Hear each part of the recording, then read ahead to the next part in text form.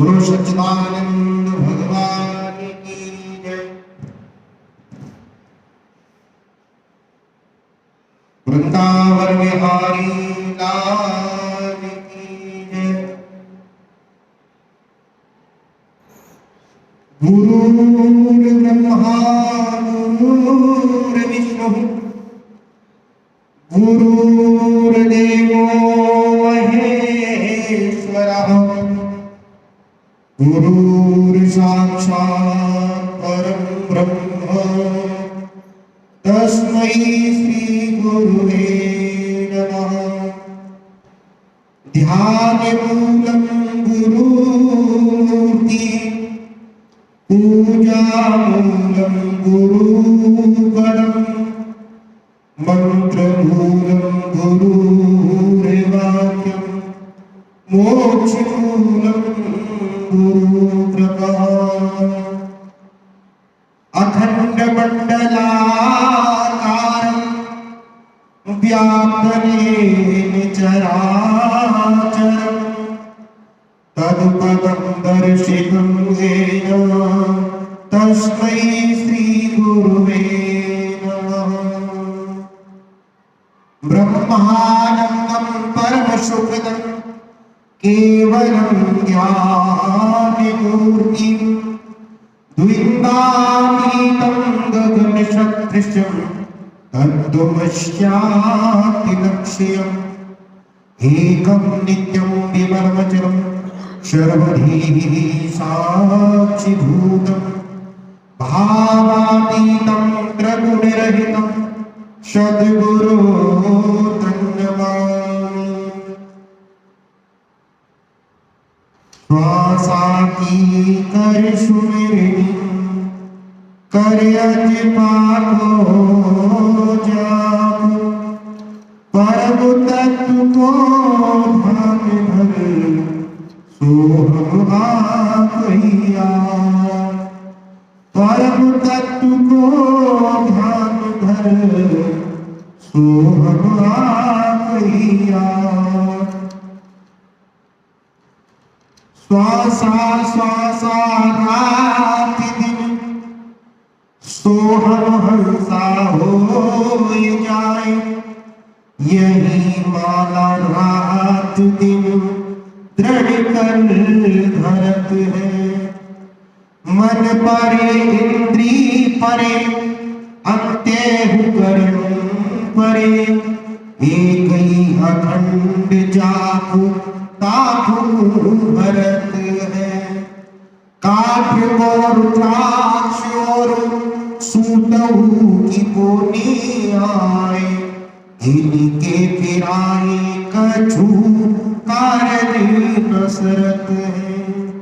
ब्रह्म को विचार करी आत्मा की खोज कर कहत प्रकाशानंद ब्रह्म में चरत है। कहत प्रकाशानंद ब्रह्म में चरत है। एक दिनावन में बस के मृगराज की नारी ने नाहर जायो। काहू बड़रिया के हाथ परो ताने ताए भेड़ बीच चुकायो। भूल गयो निज पुलवार धर्म ज्वान भयो तब दूध चरायो। ऐसे ही आत्म ज्ञान बिना नर भूल के ब्रह्म सो जीव कहायो। ऐसे ही आत्म ज्ञान बिना नर भूल के ब्रह्म सो जीव कहायो। सद्गुरुदेव भगवान की जय। शिवोहम। परम श्रद्धालु भक्तगण, लक्ष्मी स्वरूपा माता बहन, आइए श्री सद्गुरुदेव की वंदना करते हुए सत्संग प्रारंभ करेंगे। सर्वप्रथम 3 मंत्र बोले। ओम सोहम ज्योति परम ज्योति आत्म ज्योति अहम शिवा सोहम ज्योति परम ज्योति आत्म ज्योति अहम शिवा सोहम ज्योति परम ज्योति आत्म ज्योति अहम शिवा सोहम ज्योति परम ज्योति आत्म ज्योति अहम शिवा शिवोहम शिवोहम सच्चिदानंदोहम शिवोहम शिवोहम सच्चिदानंदोहम सच्चिदानंदोहम आनंदोहम सच्चिदानंदोहम आनंदोहम ओम हरि तत् सत् सोहम शिवोहम ओम हरि तत् सत् सोहम शिवोहम शिव शिव शिवोहम शिव शिव शिवोहम राम राम रामोहम राम राम रामोहम कृष्ण कृष्ण कृष्णोहम कृष्ण कृष्ण कृष्णोहम शिव शिव शिवोहम शिव शिव शिवोहम जय सच्चिदानंद साक्षी शिवोहम जय सच्चिदानंद साक्षी शिवोहम पूर्ण ब्रह्म सुख सागर सोहम पूर्ण ब्रह्म सुख सागर सोहम हरि ओम शिवोहम गुरु ओम शिवोहम हरि ओम शिवोहम गुरु ओम शिवोहम शिव शिव शिवोहम शिव शिव शिवोहम शिव शिव शिवोहम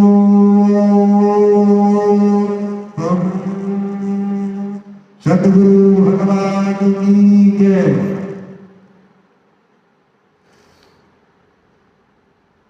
ओम नमो नमो श्री सद्गुरु नमो सच्चिदानंद नमो विघ्ननाशक पिता काटो भव के कंद नमो विघ्ननाशक पिता काटो भव के पंद नमो ब्रह्म विद्या के भंडार दाता नमो देव देवाधिपति हो विधाता नमो मोह अज्ञान हर लेने वाले नमो ब्रह्म विद्या के भर देने वाले नमो शोक संताप दारिद्र्य हरता नमो हर्षवर्धन सदानंद करता नमो सच्चिदानंद आनंद दाता नमो देव देवादि मुक्ति प्रदाता नमस्कार देवो जगत कारण आए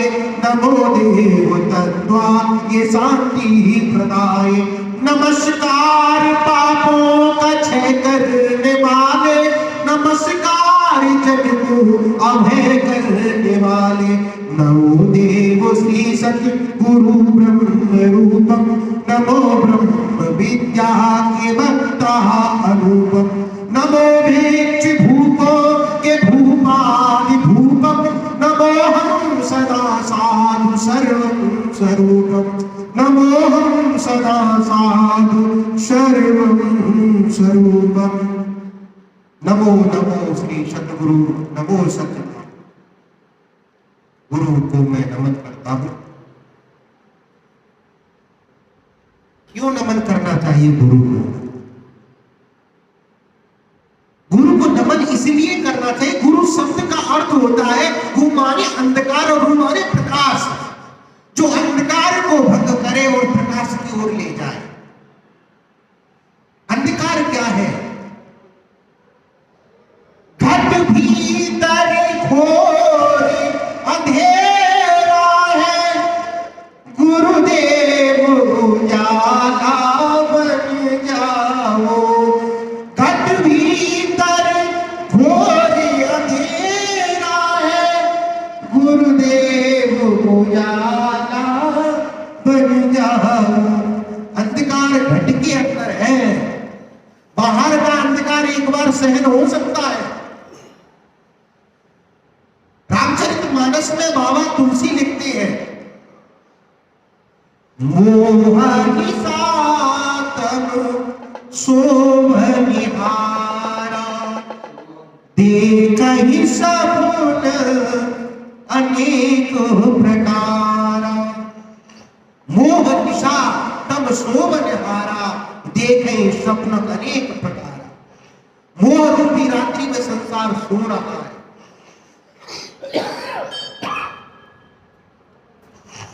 स्वप्न देख रहा है। कैसा स्वप्न? जो सपने सिर काटे कोई, बिन जागे दुख दूर न होई। जो सपने सिर काटे कोई और बिन जागे दुख दूर न हो। संसार रूपी रात्रि में संसार सो रहा है, और कैसा सो रहा है? अज्ञान रूपी अंधकार में। और उसने स्वप्न भी देखा, और उस स्वप्न कैसा है? जो सपने सिर काटे कोई और बिन जागे दुख दूर न हो। जागोगे तब दुख दूर होगा, अज्ञान से प्रकाश की ओर आओगे तब दुख दूर होगा। प्रकाश क्या है? प्रकाशो निज स्वरूपो हम। प्रकाश हमारा निज स्वरूप है, प्रकाश हमारे अंदर ही विराजमान है, अंधकार भी हमारे अंदर है। पर्दा द्वि का हटाकर जो देखो, द्वैत का जो पर्दा है वही अज्ञान है, और अद्वैत की समाधि है, सोहम की समाधि है, वही प्रकाश है। पर्दा द्वि का हटाकर जो देखो, शिवा मेरे अपने कहीं कुछ नहीं। जहां देखोगे वहां मैं ही मैं हूं।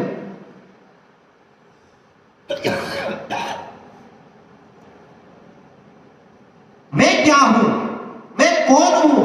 मेरा स्वरूप क्या है? गुरु वंदना में कहते हैं, नमो श्री सद्गुरु ब्रह्म रूप, नमो सच्चिदानंद, नमो विघ्ननाशक पिता, नमो ब्रह्म विद्या के भंडार दाता। ब्रह्म विद्या के भंडार है गुरुदेव, सच्चिदानंद स्वरूप है। हमारा भी स्वरूप क्या है? सच्चिदानंद। मेरा सच्चित आनंद रूप कोई कोई जाने रे। मेरा क्या है? सच्चिदानंद स्वरूप है, सत्य स्वरूप है, चित्त स्वरूप है, आनंद स्वरूप है। श्रीमद् भागवत महापुराण के अंदर प्रथम श्लोक जो है, सच्चिदानंद रूपाय विशुद्धपत्यात् हेतवे तापत्रय विनाशाय श्री कृष्णाय वयं नमः। भगवान का स्वरूप क्या है? सच्चिदानंद स्वरूप है। तुम्हारा भी स्वरूप क्या है? सच्चिदानंद स्वरूप है। रामचरितमानस में लिखा, राम स्वरूप तुम्हार वचन अगोचर बुद्धि पर। तुम्हारा स्वरूप कैसा है? वचन अगोचर बुद्धि पर, बुद्धि से परे का है। इसीलिए विचार सागर में लिखा, जो नित्य सुख प्रकाश गुरु नाम रूप आधार, और मत न लखे चाहे मत लखे सो में शुद्ध अपार। जिसे मति नहीं लग सकती, जिसे बुद्धि जान नहीं सकती, पर जो बुद्धि को जानने वाला है वही तुम्हारा स्वरूप है, वही प्रकाश स्वरूप है।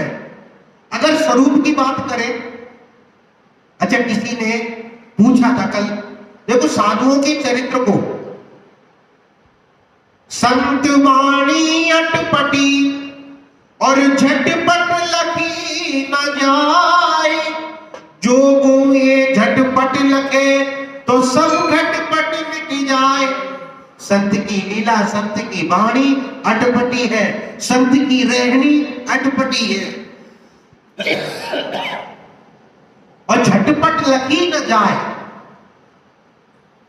एक बार में समझ में नहीं आएगा संत को देखकर, साल में समझ में नहीं आएगा संत को देखकर कि इसकी रहनी क्या है, इसकी बोली क्या है, इसकी वाणी क्या है। कहते 12 वर्ष संत की लंगोटी धोते हैं जब उपदेश मिलता है।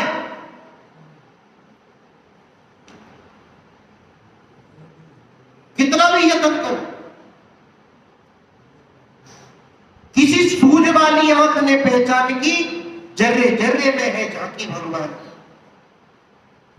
क्योंकि संत की रहनी है ना, वो उसमें जीता है जो जर्रे जर्रे में। आप लोग तो स्कूल सब लोग गए होंगे, उसमें क्लास में ऐसा होता, पहली दूसरी तीसरी चौथी ऐसी पढ़ाई होती है ना। ऐसी हमारे यहां वेद में 3 मार्ग हैं, कर्म कांड, उपासना कांड और ज्ञान कांड। वेद के अंदर कितने मंत्र हैं? 1 लाख। उसके 3 विभाजन किए, कर्म, उपासना और ज्ञान।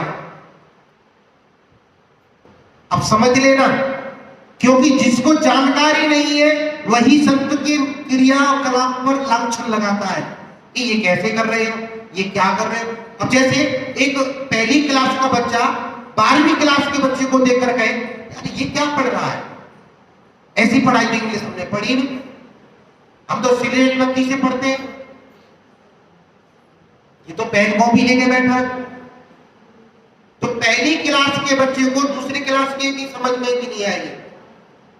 और मुझे लगता है जो 12वीं क्लास में पहुंच गया है ना, 10वीं में पहुंच गया, उसको पहली की भी समझ में नहीं आती। अच्छे अच्छे लोगों से 12 खड़ी नहीं बोला जाता, पूरी 12 खड़ी। बड़े बड़े जो पढ़े वाले लोग हैं ना, वो नहीं बोल पाते, लिख सब देंगे, पर उनसे पूरा 12 खड़ी बोलवाओ तो नहीं बोलते। कारण ये है कि हमारे यहाँ 3 सीढ़ी जो है, कर्म, उपासना, ज्ञान। कर्म कांड आप जो कर रहे हो, यम नियम आसन ध्यान धारणा प्रत्याहार अष्टांग योग, परमात्मा को प्राप्त करने की अनेकों विधियां कही हैं।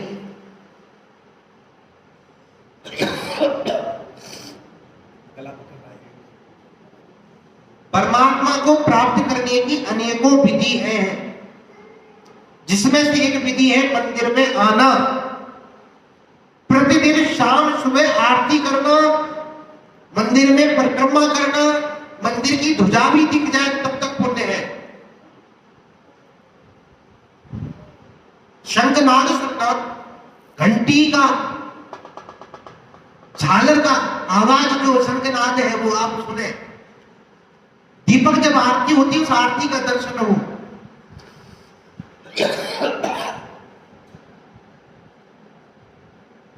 उपासना, आप किसी देवालय में भी मत जाओ, किसी भी एक समुद्र तट पर या किसी भी जलाशय के पास में या किसी तीर्थ स्थान पर एकांत में बैठकर उस ईश्वर का ध्यान करें, उसे उपासना में है।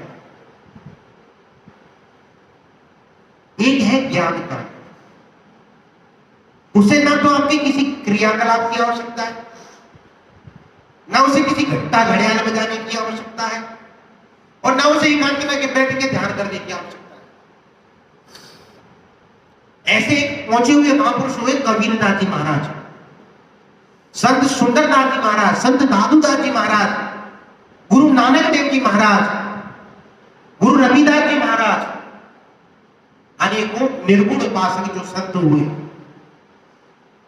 वह कहते हैं आंख न मूंदू कान न रूंदू, खुले नैन में हंस हंस देखूं सुंदर रूप निहार। वो कहते हैं कि राम मेरो भजन करे मैं पाऊं विश्राम। किसी ने पूछा तुम भजन क्यों नहीं करते, तो उन्होंने कहा कि राम मेरा भजन स्वयं करता है, मैं क्यों भजन करूं। राम मेरो भजन करे मैं पाऊं विश्राम। तो किसी ने पूछ लिया कि महाराज राम तुम्हारा कैसे भजन करता है, सब संसार राम का भजन कर रहे। योग वशिष्ठ में आता है, वशिष्ठ जी कहते हैं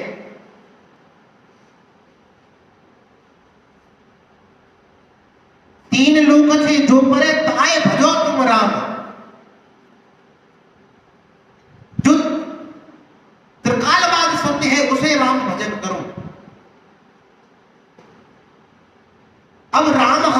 अंदर कैसे भजन कर रहा है, इसको समझने का अभ्यास करो, जो ज्ञान मार्गियों का है। अज्ञानी कहते वो खड़े नहीं हुए, आरती में नहीं आए। आरती पूजा ठीक है, अब इसका भी एक मैं आपको वेदांती अर्थ बताऊं। आरती के अंदर घंटी बजाई जाती है, उसका मतलब क्या है? आरती में शंखनाद होता है, उसका मतलब क्या है? शंख का मतलब अनहद ध्वनि, घंटी घड़ियाल अंदर बज रहे हैं। काहे के मजीरा बाजे काहे को सितार, काहे की ढोलकिया बाजे जिया को सितार, अंदर बज रहा है। ज्ञान के मजीरा बाजे जिया को सितार, अंदर अनहद ध्वनि है।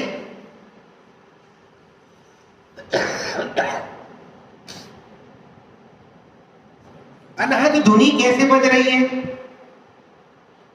जब आप ध्यान में जाए, कानों को बंद करो, अंदर एक आवाज आएगी, जैसे आप कहते दिल की आवाज है, धक धक धक धक, वो अनहद ध्वनि है। ये सारे शंख नगाड़े जो बज रहे हैं वो अंदर बज रहे हैं। ज्योति का दर्शन क्या है? जो दीपक जलाया जाता है,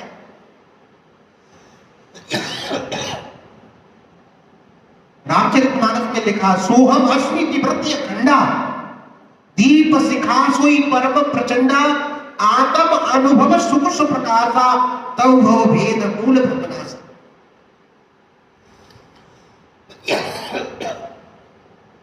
सोहम अश्वि इति प्रत्यय अखंडा, ऐसी प्रत्यय अखंड हो जाए कि सो मानी वह, अहम यानी मैं, इति प्रत्यय अखंडा, ऐसी प्रत्यय अखंड हो।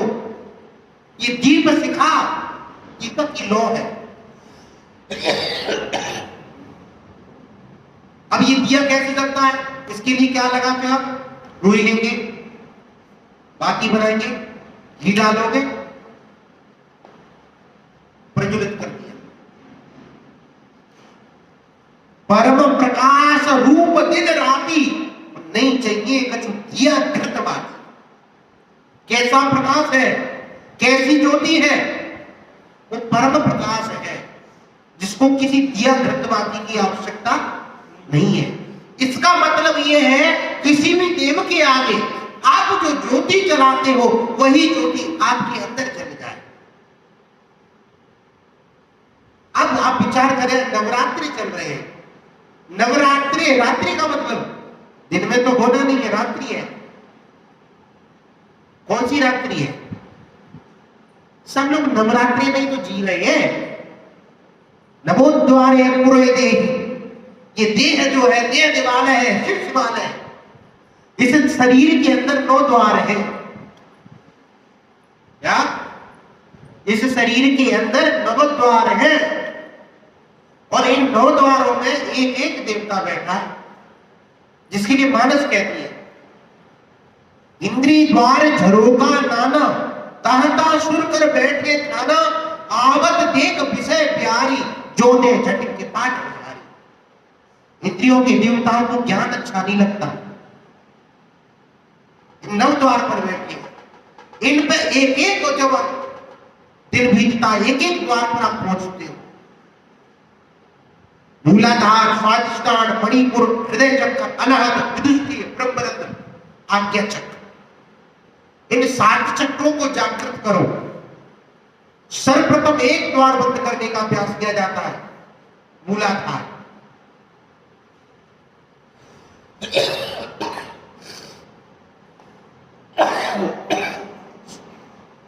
समझ में आ रहा है? बहुत बढ़िया है।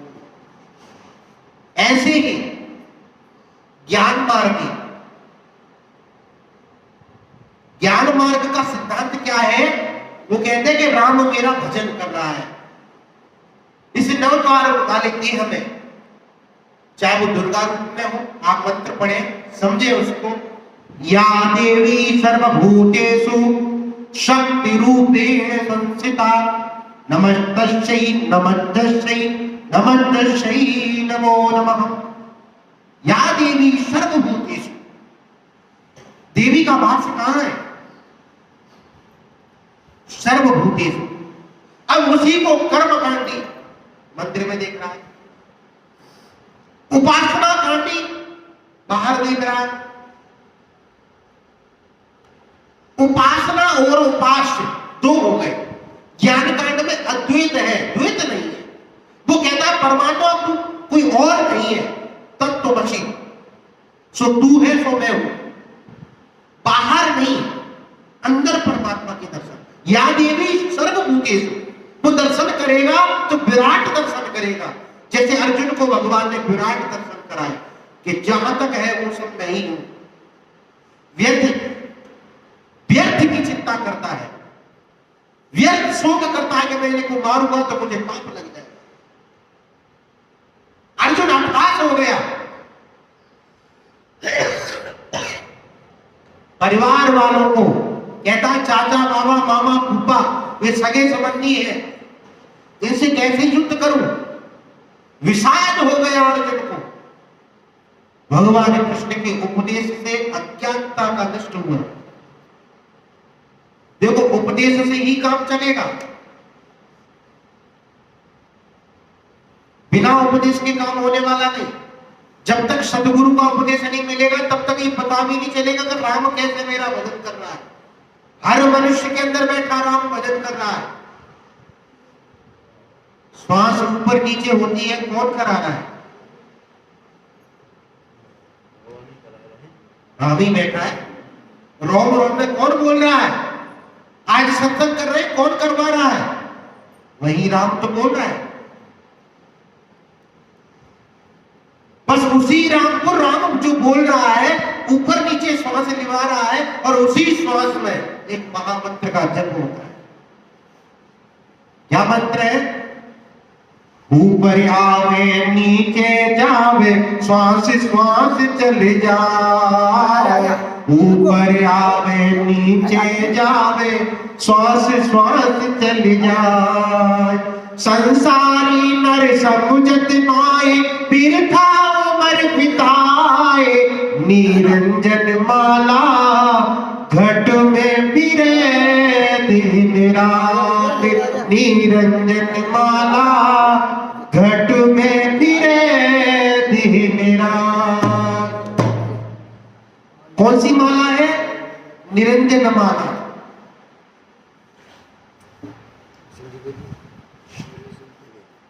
सोहम मंत्र जपे नित्य प्राणी, बिन जीत्या बिन नाथ। सोहम मंत्र जपे नित्य प्राणी, बिन जीत्या बिन नाथ।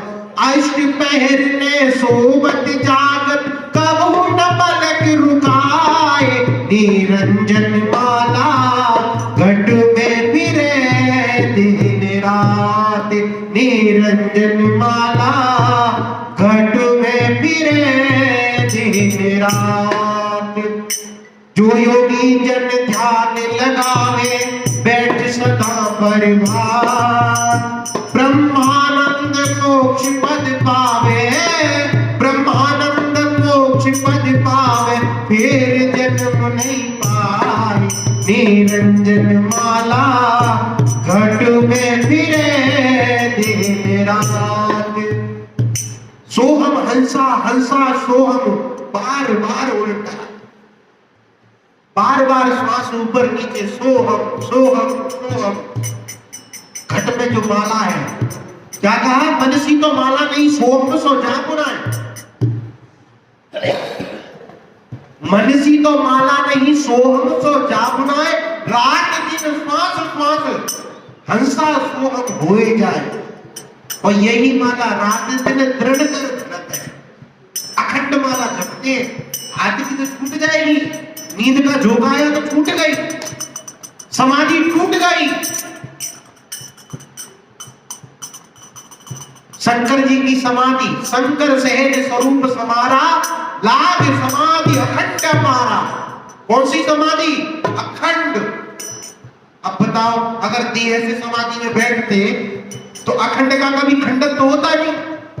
परंतु रामायण में लिखा है, बीते संबत सहस 87, तजियु समाधि शंभु अविनाशी।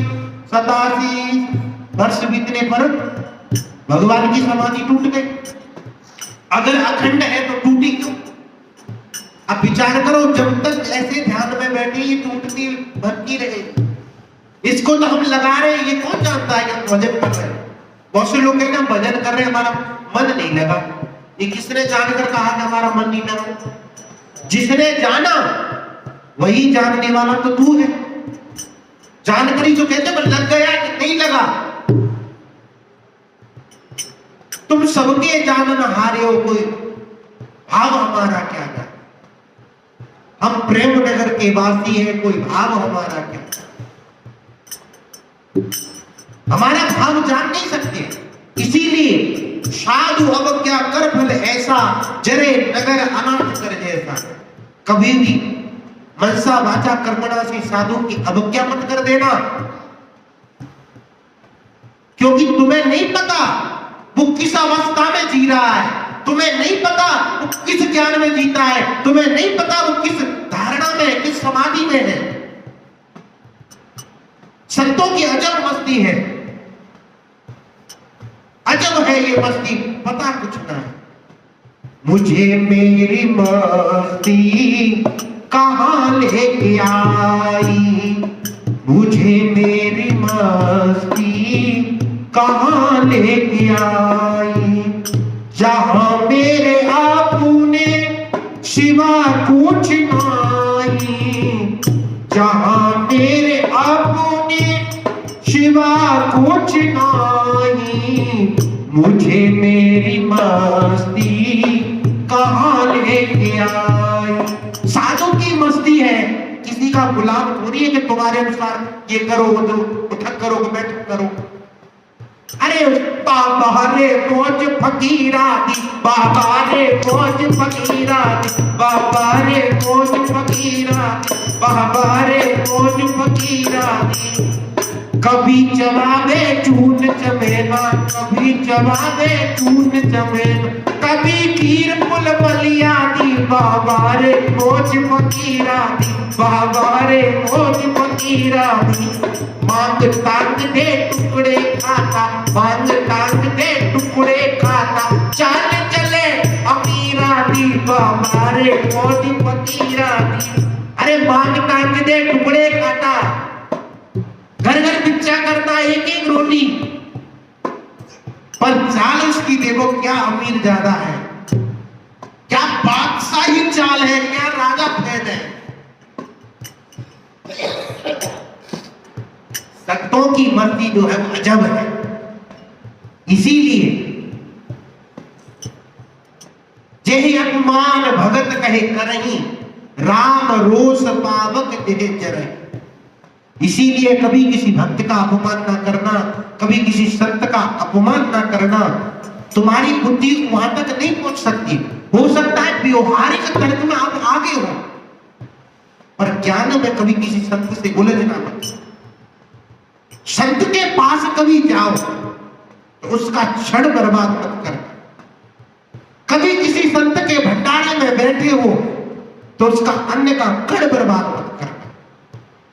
जीवन में याद रखो, संत का क्षण बर्बाद मत करना, अन्न का कण बर्बाद मत करना, ये जीवन बर्बाद हो जाएगा। संतों के सानिध्य में जाए तो ज्ञान की चर्चा करें।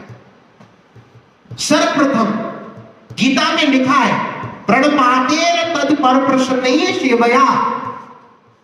किसी भी संत महापुरुष के पास जाए तो सर्वप्रथम प्रणाम करो। रामायण पढ़ते हो, राम को आदर्श मानते हो, राम की आरती भी करते हो, प्रतिदिन भज मन राम कृष्ण गोविंदा सब गाते हो, जय अम्बे गौरी प्रतिदिन गाते हो, पर इसका कभी अर्थ नहीं समझा, इसके कभी भाव नहीं समझे। जीवन में रोजीना आरती करो, पर एक बार अर्थ समझ लेना। मैंने मेरे जीवन में एक बार आरती की, अभी तक आरती की नहीं, क्योंकि मुझसे रोज रोज झूठ बोला नहीं जाता। क्या तन मन धन सब अर्पण, क्या कहते हैं? तन अर्पण कर दिया, मन अर्पण कर दिया, धन अर्पण कर दिया। जब सब कुछ अर्पण एक बार कर दिया तो फिर बार बार कहने की क्या आवश्यकता। मान लो कोई व्यक्ति अपनी छोरी की सगाई करने गया और कहता भाई लो मैंने अपनी छोरी तुम्हें दी, दान कर दी, पाणी ग्रहण संस्कार हो गया, और रोजी ना आके उसके द्वारा पे कहेगा दे दी दे दी। अरे दे दी तो फिर गीत क्यों गा रहा है, दे दी तो दे दी। भीष्म पितामह कहते इतिमति, मेरी इस मति का विवाह। भगवान कृष्ण जब भीष्म पितामह से मिलने गए, जब भीष्म पितामह बाणों की सैया पर शयन कर रहे, तो भगवान कृष्ण से भीष्म पितामह कहते हैं हे माधव मेरी लड़की का विवाह कर लो अपने साथ। 16,108 आपने विवाह किए, पटरानी है, रानी है, एक मेरी भी पुत्री है, इसका विवाह अपने साथ कर। भगवान आश्चर्य कहते हैं कि तुम्हारे तो कोई पुत्री है ही नहीं, शादी नहीं हुई, बाल ब्रह्मचारी हो, भीष्म पितामह में प्रतिज्ञा कर रखी है। तो कहते हैं मेरी जो मति है ना, इस मति का विवाह आप अपने साथ करें, अपनी बुद्धि को गुरु को समर्पित कर दो, अपनी बुद्धि को कृष्ण को अर्पित कर दो। प्रतिदिन झूठ मत बोलो, एक बार समझ लो जीवन का रहस्य। तुम हो एक अगोचर सबके प्राणपति। आरती गाते हो ना, परमात्मा क्या है, अगोचर है, देखा नहीं जा सकता। पर समस्या यह है, सत्य कहूं तो जग जले और झूठ कहूं तो राम, कहे कबीरा तेरी कैसे बने बिगड़े दोनों। अगर सत्य का उपदेश करने लग जाए तो रोटी भी मिलना मुश्किल है।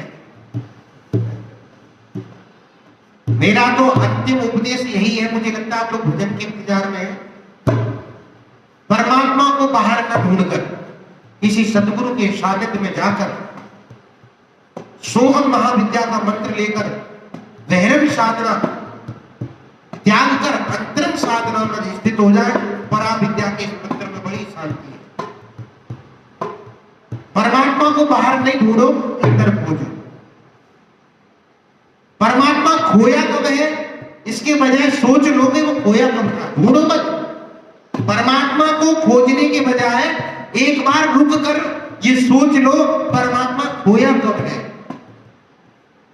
क्योंकि जो ढूंढ रहे हैं ना उसको ये पता नहीं कि वो खोया ही नहीं है।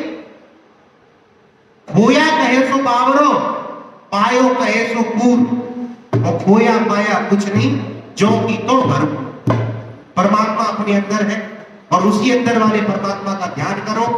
वही परमात्मा है, वही देवी है, वही सदगुरु है, वही सब जगह जगह में है। बोलो सदगुरुदेव भगवान की जय, सच्चिदानंद भगवान की जय। शिवोहम।